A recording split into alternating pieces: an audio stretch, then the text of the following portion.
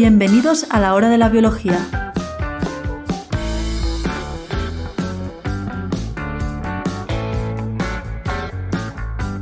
Bueno, en el capítulo de hoy, para variar, voy a hablar de microbiota, que es mi monotema recurrente, no competitivo. Y concretamente me voy a centrar en un artículo en el que sus autores se proponen buscar enzimas que sean capaces de transformar distintos grupos sanguíneos de glóbulos rojos al grupo 0, que es el donante universal. Esto no es una idea nueva, ¿vale? De hecho, existen en la bibliografía varios intentos previos y se ha conseguido, por ejemplo, antes con una alfa-galactosidasa de granos verdes del café. Así como dato. Recordad que tenéis en capítulos previos la explicación de cómo nace la ruta de biosíntesis del café, tanto en el café arábiga como en la planta del té, como en otros muchos árboles, como puede ser el naranjo. Gracias por el dato y el remember. Pero bueno, como decía, esta idea no es algo nuevo, ya han habido varios intentos previos en la bibliografía, pero estas aproximaciones previas siempre han presentado algún tipo de limitación, como pueden ser que tuvieras que trabajar con enzimas en condiciones muy específicas, que necesitarás grandes cantidades de enzima para que realmente hubiera una conversión efectiva, o la necesidad de añadir otros agentes o compuestos para que realmente eso pudiera hacerse. De manera que al final ha habido una serie de limitaciones que han impedido que esta idea, que es muy prometedora, pues pudiera aplicarse de forma eficiente. Así que en este artículo lo que decidieron fue explorar nuevas vías, ¿de acuerdo?, para la búsqueda de enzimas. Y concretamente lo que hicieron fue examinar el metagenoma de la microbiota intestinal humana. Razonaron que esta microbiota podría ser una buena fuente para buscar este tipo de enzimas, ya que las estructuras de los antígenos de los grupos sanguíneos A y B están presentes en las mucinas que recubren las paredes del intestino. Estas mucinas sirven como una barrera que evita la invasión de bacterias intestinales, pero también como puntos de unión y fuente de nutrición para miembros de la microbiota. Por ello, algunas de estas bacterias, en principio, deberían expresar glicosidasas que fueran capaces de romper estos antígenos, que a su vez pues, podrían ser útiles para la conversión de estos grupos sanguíneos en el grupo sanguíneo 0, que es el donante universal.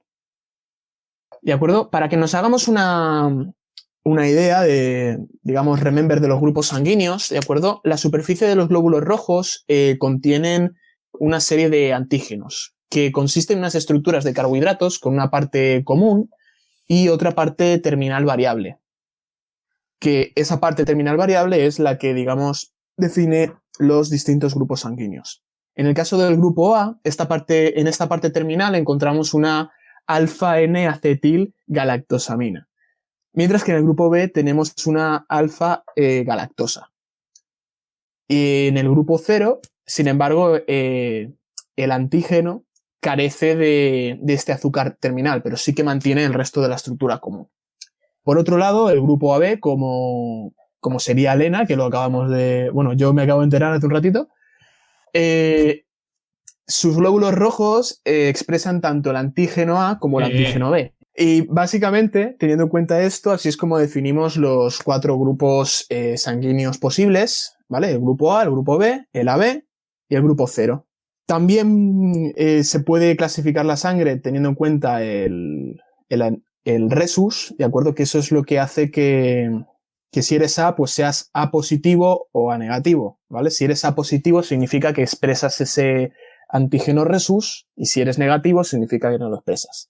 Pero bueno, eso como aclaración. Y si eres seropositivo, significa que tienes VIH. Exacto. No confundirlo. No nos gusta ese tipo de positividad. Y sí, lo del grupo resus viene por el monoresus. Fue descubierto allí el sistema resus. O sea, ese sistema sanguíneo.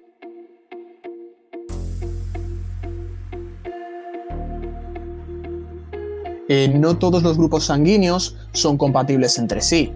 Por eso cuando se mezclan donante y receptor incompatibles, esto se traduce en aglutinación y en la destrucción de las células sanguíneas donadas, haciendo que éstas estallen al ser atacadas por el sistema inmune del receptor. Lo que puede llegar a ser letal en muchos casos. ¿De acuerdo? Y esto es importante porque al final, dependiendo del grupo sanguíneo que tengas y los antígenos que expreses, vas a generar anticuerpos frente a los antígenos de otros grupos incompatibles. Ahora que ya hemos acabado con este, digamos, contexto, voy a ponerme a ver el artículo. Bueno, dime, Pablo. ¿Cómo se forman estos anticuerpos hacia los antígenos que no tienes presentes en tu sangre si nunca has estado en contacto? Se forman cuando te hacen una transfusión de un grupo incompatible. Si tú eres dependiendo del grupo sanguíneo de tu madre. Si tú eres 00, como yo. O sea, eres cero. No si eres cero. Cero negativo. Vale, si tú eres cero negativo, es decir, no tienes tus eritrocitos no presentan ningún antígeno en la superficie. Técnicamente no deberías haber desarrollado anticuerpos ni contra A ni contra B. Porque no has estado expuesto ni al antígeno A ni al antígeno B. Sí. Sin embargo, si te ponen sangre, tanto sea de A o de B, vas a presentar eritolisis, creo que se llamaba, hematolisis, vas a romper los glóbulos. Vas a degradar los glóbulos rojos, pero nunca has estado en contacto con eso. O sea, es lo que he dicho. Se produce una respuesta rápida y sin embargo tú nunca habías estado antes en contacto con el antígeno A o el B. Normalmente es porque las bacterias que están en contacto contigo presentan peptidoglicanos que son similares a los del grupo tanto A contra B. Entonces, el sistema inmune va a generar anticuerpos contra este tipo de anticuerpo que no vas a tener presente. Si eres A, técnicamente no vas a desarrollar anticuerpos contra el antígeno A porque están en tus células y no tendrías un autoantígeno y morirías. Pero sí que vas a generar anticuerpos contra el antígeno B porque hay algunas bacterias que presentan peptidoglicanos que son similares a estos antígenos. En cambio, si eres cero, vas a tener anticuerpos contra A y contra B porque aunque en tus células no hay ningún antígeno. Antígeno. Sí, no hay ningún antígeno A ni B. Entonces no. O sea, no vas a atacarte a ti mismo, sí que puedes desarrollar esos anticuerpos. Y es por eso, por el contacto con bacterias que presentan antígenos similares al A y al B. Y de hecho se ha visto que dependiendo del grupo sanguíneo puedes ser más fácil que vayas a tener una infección por un grupo determinado de bacterias que si eres de otro grupo. Sí, se ha visto por ejemplo con el COVID que vas a desarrollar un COVID más severo dependiendo del grupo sanguíneo.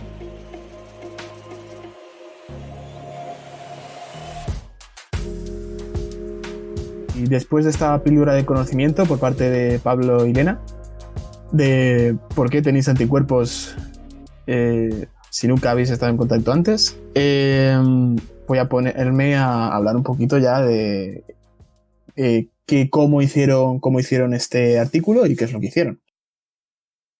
Básicamente a partir de muestras de heces de un único individuo, ¿vale? Que era un hombre del grupo AB positivo, construyeron librerías metagenómicas de fragmentos largos de DNA generando aproximadamente unos 19.500 clones. ¿Vale? En un primer momento lo que hicieron fue realizar un screening con dos versiones de un sustrato fluorogénico sencillo que se unía a una N-acetilgalactosamina y a una galactosa, imitando así esa parte variable de lo que sería el antígeno A y B. Después, entre los resultantes que sí que dieron actividad es decir, de que eran capaces de extender esta parte terminal, se realizó un segundo screening con versiones de ese fluoróforo que en lugar de tener únicamente esa parte terminal, tenían la estructura completa de los antígenos A y B. Y después de estos screening, al final de esos casi 20.000 clones, consiguieron detectar 11 clones que sí que eran capaces de extender el antígeno A y uno de los cuales además también era capaz de extender al antígeno B. ¿Vale? Después, lo que hicieron fue coger estos 11 clones y secuenciarlos. Los identificaron taxonómicamente y buscaron los genes presentes mediante anotación de rutas. Se encontraron 4 especies diferentes, que eran Bacteroides vulgatus, Bacteroides stercoris, Collinsella sp y Flavonifractor plauti. ¿De acuerdo? Todas las secuencias, en el caso de las secuencias del género Bacteroides, todas presentaban una ORF de la familia CAFI, que era común, que era GH109, que sí presentaban actividad para extinguir ese antígeno. En el caso de Flavonifractor plauti, que es un anaerobio obligado, fue el único que era capaz de presentar actividad para extinguir tanto el antígeno A como el antígeno B. Esta secuencia contenía 3 ORFs de la familia CAPFI, CBM32, que es una molécula de unión a carbohidrato, o por lo menos la actividad que aparecía inicialmente, y otras 2, que era GH36 y GH4, que eran 2 enzimas potenciales con actividad de glicosidasa. Finalmente lo que hicieron fue aislar todas estas ORFs de interés y las expresaron en E. coli. Los productos proteicos resultantes fueron purificados y caracterizados, ¿de acuerdo? Básicamente los resultados más interesantes eran los de este Flavonifractor, así que me voy a centrar en comentar un poquito este. Porque en el resto de los casos, las enzimas estudiadas no mostraron resultados mejores que otras enzimas de otros estudios, ¿de acuerdo?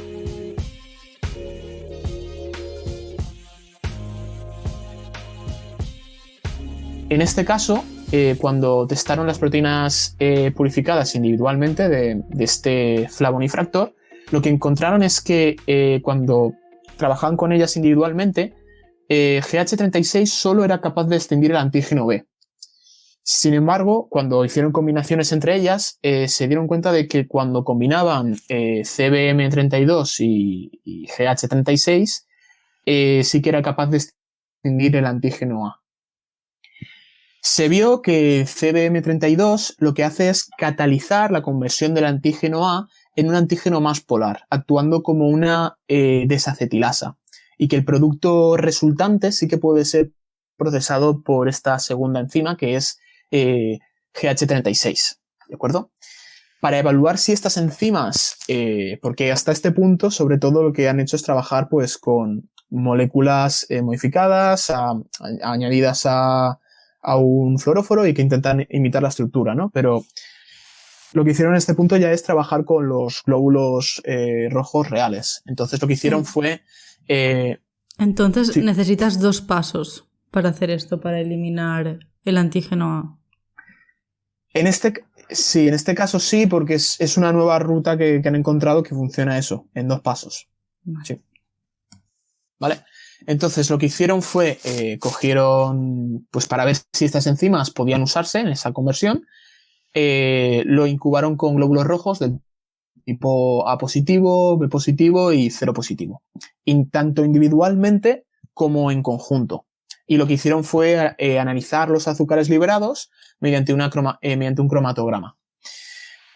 En este caso, ninguna de las enzimas utilizadas liberó individualmente ningún producto de azúcar, ¿de acuerdo? Sin embargo, cuando se empleó la mezcla de las 2 enzimas que estamos comentando, sí que la galactosamina sí que se liberó claramente en el caso de los glóbulos rojos de tipo A, pero no en el caso de los de tipo B ni en el grupo 0. Lo que es coherente con la alta especificidad que presentaba esta primera enzima frente al antígeno A. Básicamente lo justificaron por ahí porque al final lo que vieron es que aunque en esas pruebas previas sí que tenía la segunda enzima, sí que era capaz de digamos, extinguir también el grupo B, parece que era muy, muy residual, por así decirlo, ¿de acuerdo? Después de hacer esto, luego pasaron a hacer pruebas para ver si la eliminación de antígenos en glóbulos rojos realmente pues pasaba las pruebas estándares, ¿de acuerdo? Cuando tú quieres comprobar que no haya aglutinación, ¿vale? De glóbulos rojos. Y en este caso, el tratamiento con GH76 por sí sola no eliminó la antigenicidad ni del grupo A ni del grupo B a la concentración empleada. Sin embargo, cuando se incubaba con esta combinación de estas dos enzimas, sí que era capaz de eliminar esa antigenicidad, es decir, convertir eficazmente ese glóbulo A en un glóbulo 0. La gracia está en que esta combinación de estas dos enzimas que descubrieron estos investigadores es capaz de convertir estos glóbulos A positivos en glóbulos rojos del tipo 0, que es el donante universal, ¿de acuerdo? Mediante un mecanismo único que utiliza cargas enzimáticas bajas, porque eso también era algo muy importante con respecto a estudios anteriores. Pero es que no solo era eso, sino que es que además estas enzimas, este conjunto de enzimas presenta o mini ruta, por decirlo así, presenta una actividad y especificidad altísimas tanto en soluciones tamponadas como en la sangre completa. Y esto último es muy importante porque hasta ahora, que este artículo es de 2019, ninguna de las aproximaciones previas había probado tener la capacidad para poder, hacer esta conversión en sangre. Además, tiene otra ventaja añadida, que es que se comprobó que estas enzimas utilizadas para la conversión son muy fáciles de eliminar mediante los procedimientos actuales, pues, de lavado basados en centrífugas, ¿de acuerdo? De manera que serían de muy fácil implementación y muy rentable, ¿de acuerdo?, en las rutinas habituales ya existentes de procesado de muestras de sangre, lo que permitiría aumentar la flexibilidad y el suministro de sangre para transfusiones. Y básicamente eso, aunque sí que es verdad que también mencionan que a pesar de todas estas ventajas, todavía quedaría trabajo por hacer, porque quedaría confirmar la eliminación de todos los rasgos de antígeno A que podrían ser reconocidos por los anticuerpos anti-A humano.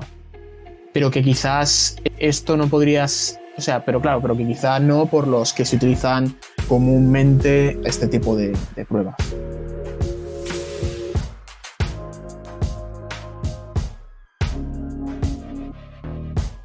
Los investigadores estaban buscando una forma de tener como un donante de sangre universal, es decir, poder hacer que cualquier tipo sanguíneo, que cualquier muestra de sangre puedas utilizarlo para transfusión y que no cause una reacción, que es esto que hemos estado comentando de hematolisis, si no me equivoco. Es decir, que tú no reacciones con la sangre que te han puesto y que aparte que la sangre que te han puesto se deshaga, igual tengas un shock anafiláctico por la respuesta inmunológica. Así que dijeron, ¿qué bichos están siempre en contacto con anticuerpos humanos? Y dijeron, pues mira, en el estómago tenemos esta microbiota que normal está en contacto con esta mucosa intestinal que además tiene anticuerpos y están ahí tan majos ellos viviendo, así que seguramente algo habrán hecho para poder eliminarlo o para hacer eso. Antígenos en este caso, pero sí. Sí, perdón, antígeno.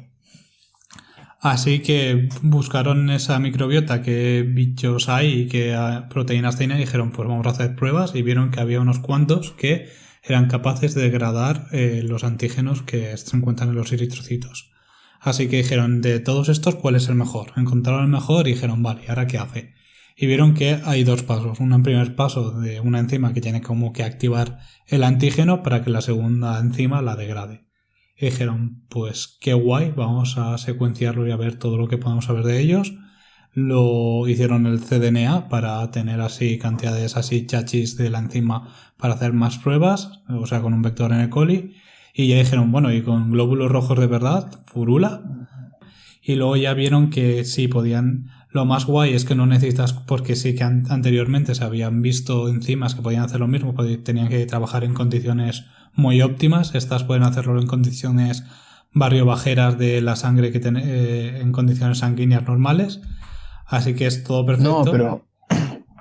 Claro, pero no. Y el problema ya no es solo eso. O sea, el problema es que, es lo que te digo, esta no es una idea nueva, es una idea que lleva pululando bastante tiempo, pero esos intentos previos, esas enzimas no trabajaban en unas condiciones, o sea, incluso en condiciones óptimas no eran tan efectivas porque necesitabas en muchos casos cantidades de enzima bastante importantes. Y básicamente esto que han encontrado es todo ventajas. No solo es capaz de trabajar en condiciones reales de la sangre, sino que es que además la cantidad de estas enzimas que tú necesitas es mucho menor y es mucho más específico y efectivo. Y lo más importante, que es fácil de quitar, porque si encuentras algunas enzimas que trabajen perfectamente, pero luego dejas las enzimas que estás empleando para degradar el antígeno en sangre, vas a sufrir lo mismo peor que en el caso de que dejas el antígeno, porque también seguramente va a haber una reacción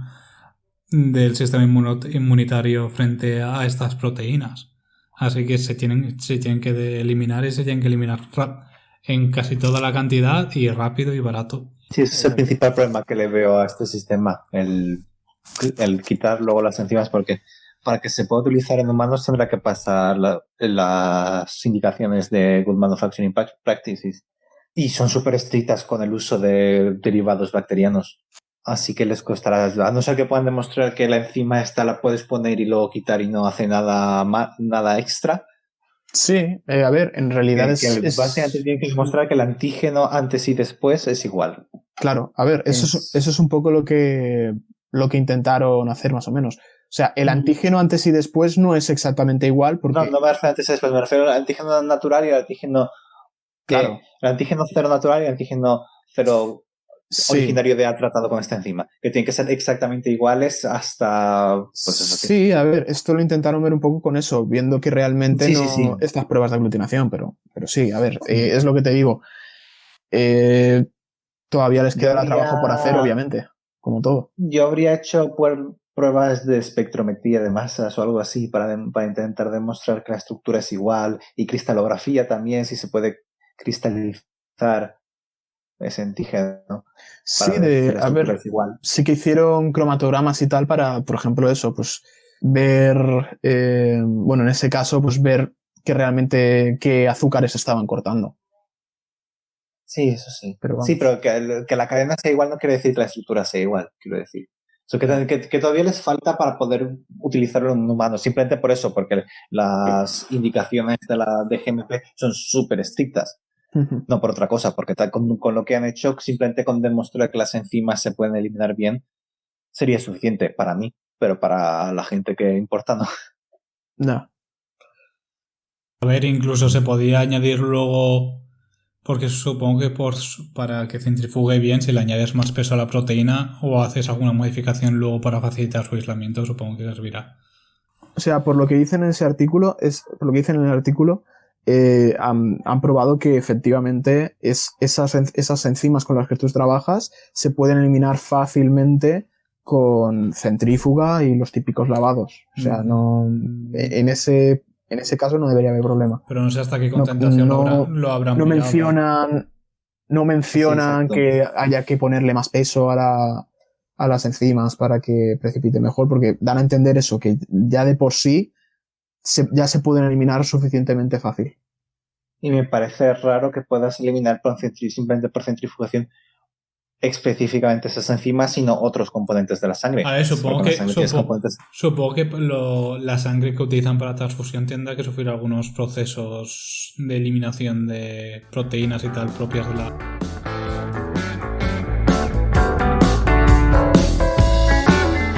Y hasta aquí el capítulo de hoy de La Hora de la Biología. Muchas gracias por escucharnos. Nos despedimos no sin antes decir que puedes suscribirte, es totalmente gratuito, y si tienes alguna duda o sugerencia puedes dejarnos un comentario o si lo prefieres puedes enviarnos un correo electrónico a lahora-de-la-biología@gmail.com. Os recordamos que el nombre de los artículos comentados los puedes encontrar en la descripción del capítulo.